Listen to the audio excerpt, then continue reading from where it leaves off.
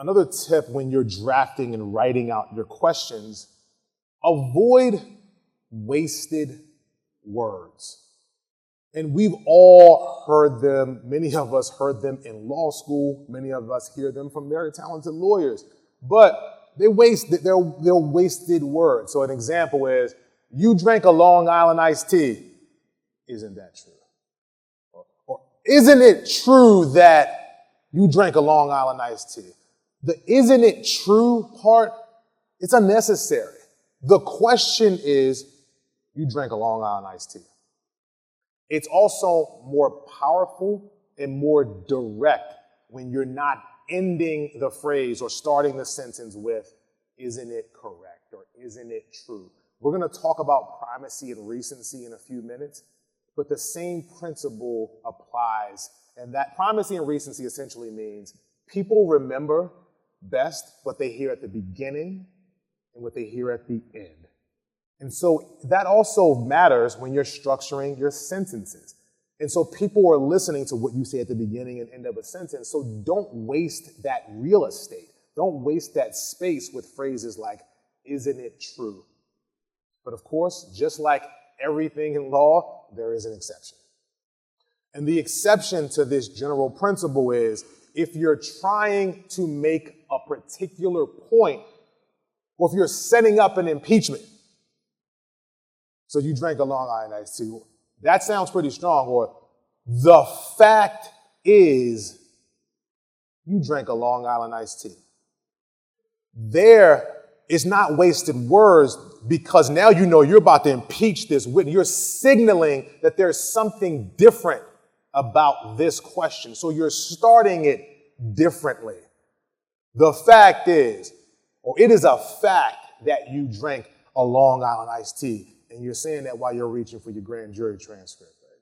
You are showing that there's something unique about this particular question. So every time you're drafting your questions, source every single question. Came from grand jury, page 30, lines 11 through 12. Now, you never know when you're going to need to impeach a witness. And so if you don't have the source next to every question, you won't get caught. The witness is going to spin you. The witness may actually truly just forget, right? The witness may forget some basic foundational thing that you thought was easy. Right? You were at the South Philly Bar and Grill on August 15th. I don't know what the bar was called. And this is a great opportunity for you to establish that you are in control, that if you say something, it is accurate, right? So if the witness doesn't remember or forget some innocuous detail and you have the source, you impeach the witness right then and there, because it shows that you're in control of this courtroom, and if you ask a question, you already know the answer. So write out every source for every question, because if you don't, I guarantee you the witness will forget something that's small, and then you'll be fumbling through your notes trying to look for the impeachment. The most common form of an impeachment is an impeachment via inconsistent statement. That's the fun impeachment. That's the one that we all know and love. There are other forms of impeachment. Impeachment via omission is another form. There are others that we won't talk through all of them today. Inconsistency with another witness. That actually happens more than you think, so we'll touch on it. Impeachment via bias, impeachment via prior conviction. We won't discuss today, but I didn't want to talk about impeachment without flagging for you that there are various forms of impeachment. They're all on this screen right here, on this particular slide. So if you're impeaching via inconsistent statement, I would encourage you to write out the impeachments that you hope happen or that you think are going to happen, right? Write them out, word for word. It'll prepare you. The reality is you really can't be prepared for every impeachment, because the witness will forget something or say something inaccurate. That's why you have to source every single question. So how do you do an impeachment via an inconsistent statement? The 3 steps. First, you confirm. Second, you confront. Third, you complete. Confirm, confront, complete. Those are the steps. They're actually very simple. But those are the 3 steps to completing an impeachment, or to conducting an impeachment, excuse me. Confirming is exactly what it sounds like. You are confirming, you are establishing the current version of the testimony to be impeached. When you're confirming, I would encourage you to use body language or actual language to signal that an impeachment is coming. Today, you claim that you drank 2 Long Island iced teas. Or your most recent story is you drank 2 Long Island iced teas. Or it's your testimony today that you drank 3 Long Island or 2 Long Island iced teas. Use some words, some body language, some language to show your fact finder something's about to happen. What's about to happen here? When you're confirming, I would encourage you to use the language that is the closest as you possibly can to the prior inconsistent statement that you have. So you've got a statement that says, at 4 p.m., the light was green. You have that in a transcript somewhere, in a defense statement, in a grand jury statement. You have 4 p.m., the light was green. So I would encourage you to confirm using the language closest to that as you possibly can. Your most recent story, so you're signaling to the jury something is coming. Your most recent story is at 4 p.m., the light was not green. So now you're confirming what the witness is claiming. You're confirming the most recent testimony. Now you're confronting the witness with the prior inconsistent statement. And the method through which you do that depends, right? What are you trying to accomplish by impeaching this witness? Are you saying that the earlier version was true? Or are you saying the witness is just inconsistent and therefore unreliable? Neither version is true. The witness is just not accurate. What are you trying to prove? You have to know that before you start impeaching the witness. The first version was true, or neither is true if the witness is just inconsistent and therefore lying. The method through which you confront the witness will depend on what you're trying to prove. So here, in the first example, you're trying to establish that the earlier version was true.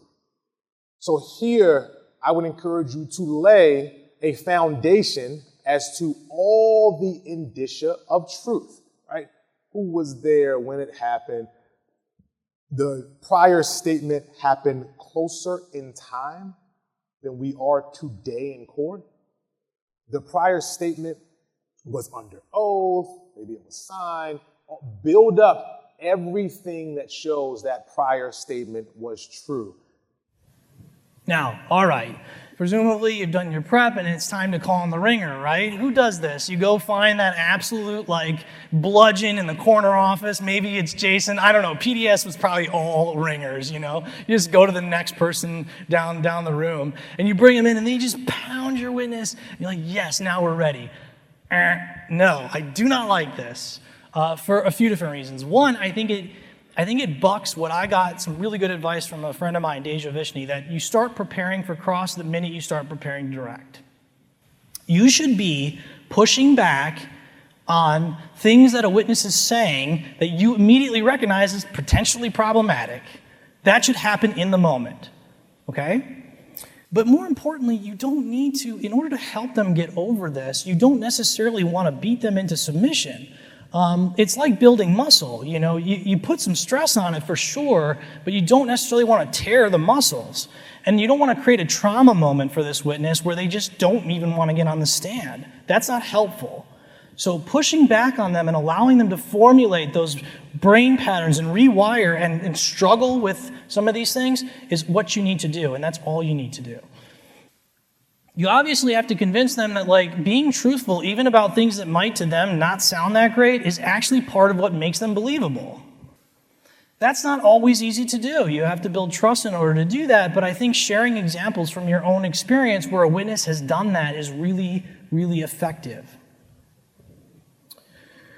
I don't know how I feel about this. I put this slide in because I had this incredible successful moment with this where I had this client of mine on a child sex assault case where he was going to get cross-examined by a very good prosecutor, but she was really aggressive. And I knew she was going to come at this guy, like real hard.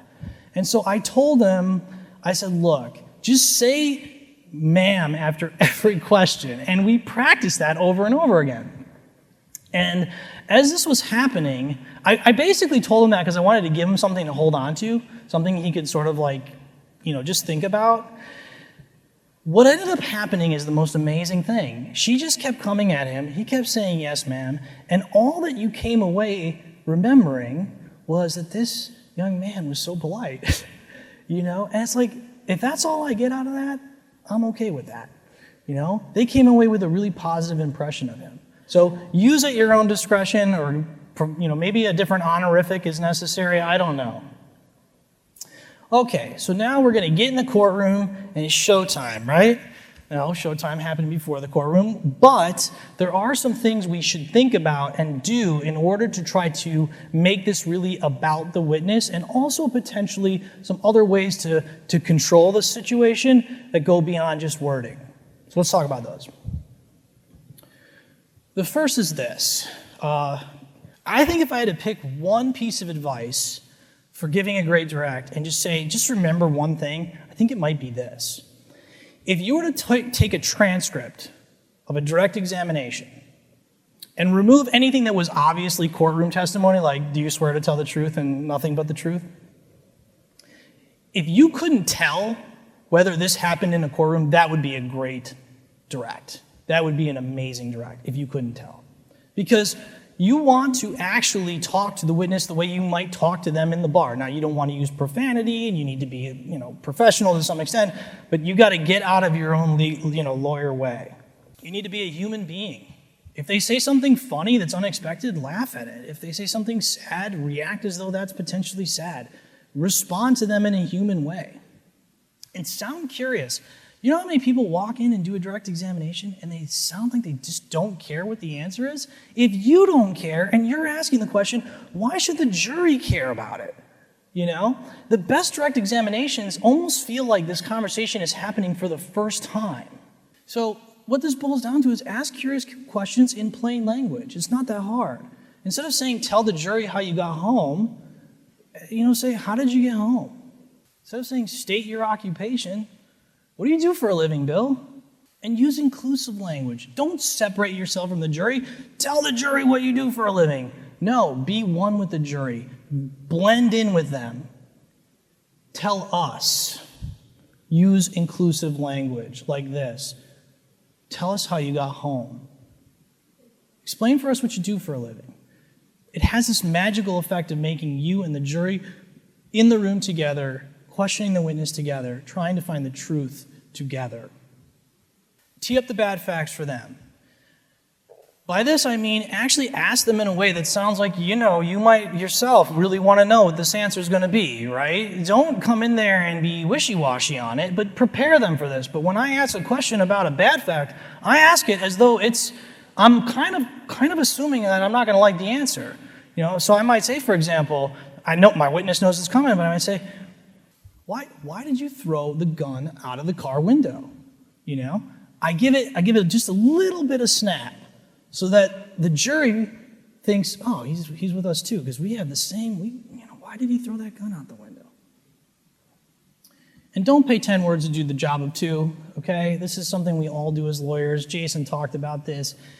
You just don't need all this language, okay? You just don't need it. A good conversation in a bar doesn't require a freaking paragraph before the question gets asked.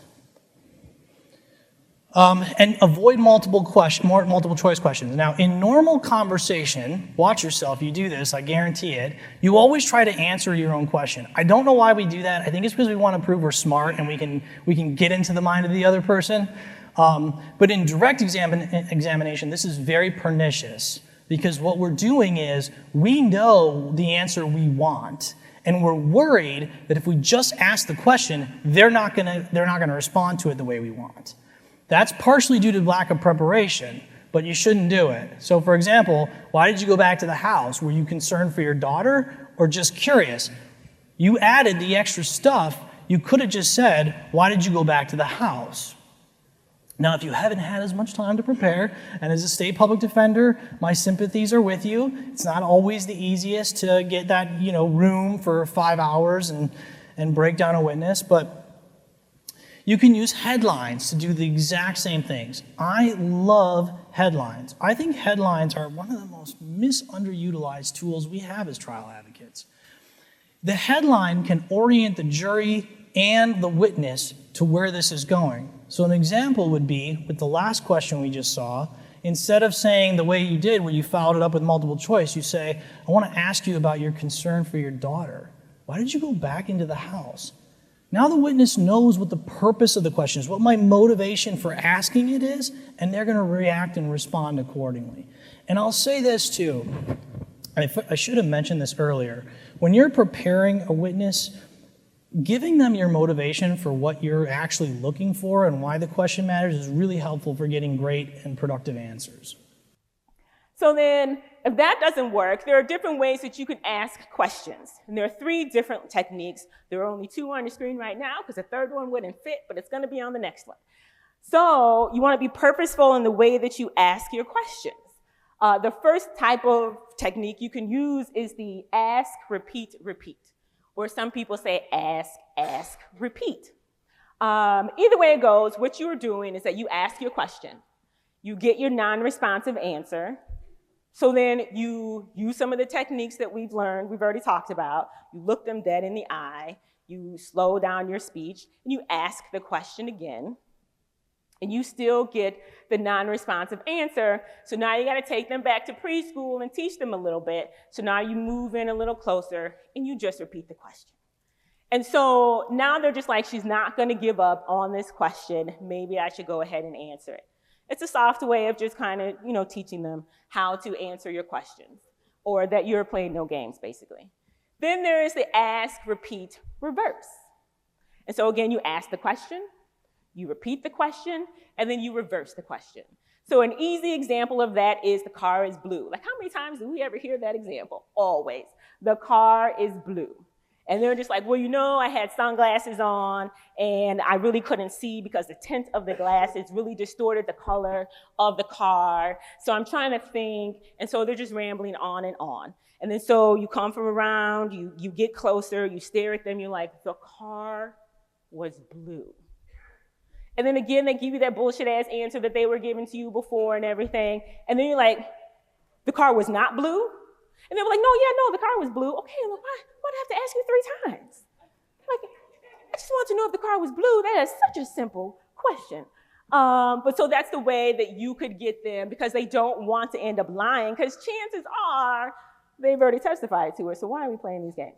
But if it's a fact that hasn't come out yet, because, the prosecution always wants to hide little special facts, then reversing that question is a way to get them to answer. And then the third way is to shorten the question. And so you can use the techniques that we've already talked about, and then I won't go through them again. And then you just shorten. Each time you ask a question, you just take words out. Not the important words, but you just take out a couple of words. So the first question is the car was blue. And they give you that same stupid answer talking about they had on sunglasses and they really couldn't see.